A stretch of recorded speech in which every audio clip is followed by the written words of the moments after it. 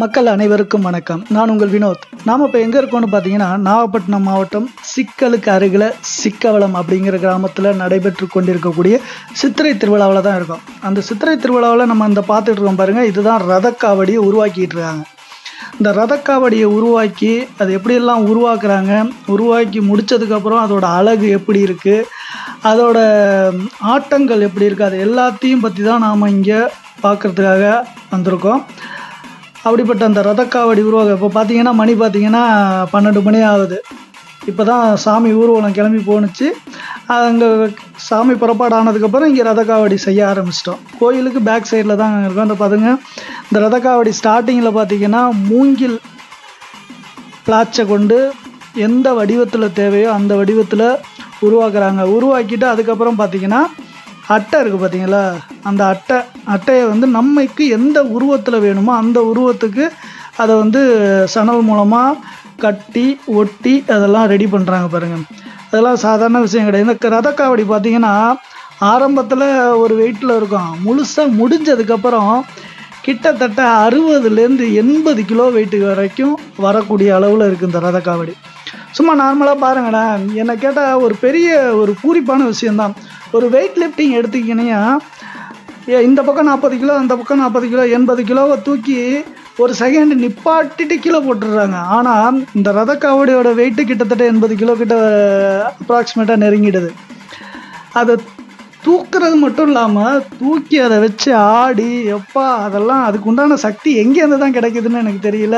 உங்களுக்கு தெரிஞ்சுன்னா கமெண்ட் பாக்ஸில் கமெண்ட் பண்ணுங்கள். பாருங்கள், அட்டை ஒட்டினதுக்கப்புறம் அதோட ஃபினிஷிங்காக நியூஸ் பேப்பரை பேஸ்ட் பண்ணிவிட்டு அதுக்கப்புறம் கலர் பேப்பர் நமக்கு எந்த கலரில் வேணுமோ அந்த கலரில் எந்தெந்த வரிசையில் அடுக்கணுமோ அந்த வரிசையில் அடுக்கி அழகாக அந்த கலர் பேப்பரை அடுக்கி ஒட்டி வச்சிடுறாங்க.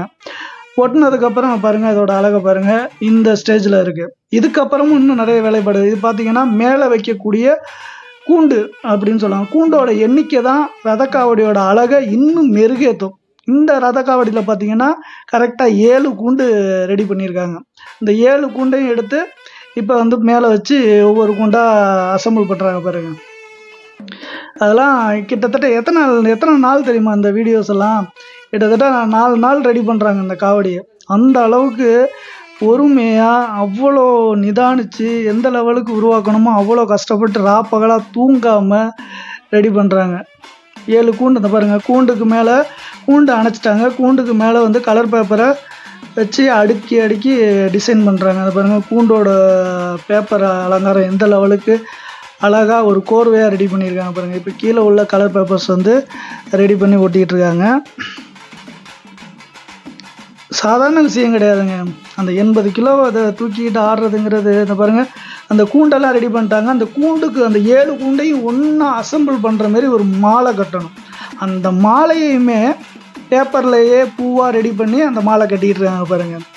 அந்த மாலை கட்டி முடித்ததுக்கப்புறம் அந்த 7 கூண்டையும் ஒன்றா வச்சு அந்த மாலையை வச்சு கட்டிடுவாங்க. அதுக்கப்புறம் தான் இதோட அழகே தனியாக வெளியில் வரும். அந்த பாருங்கள் எந்த லெவலுக்கு அழகாக ரெடி பண்ணியிருக்காங்க பாருங்கள்.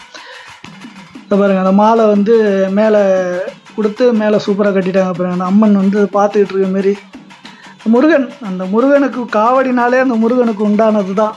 அந்த முருகப்பெருமானோட படத்தையும் ஒட்டி அப்படி ரெடி பண்ணியிருக்காங்க பாருங்கள். அந்த ரதக்காவடியோட அழகுக்கே ஒரு பெரிய ஒரு சல்யூட் தான். அந்த லெவலுக்கு கிட்டத்தட்ட 4 நாள் உழைப்பு, அத்தனை பேரோட உழைப்பு அந்த லெவலுக்கு ரெடி பண்ணி கிட்டத்தட்ட 80 கிலோ. இதை தூக்கி ஆடுறதுன்னா அவ்வளோ சாதாரண விஷயம் கிடையாது.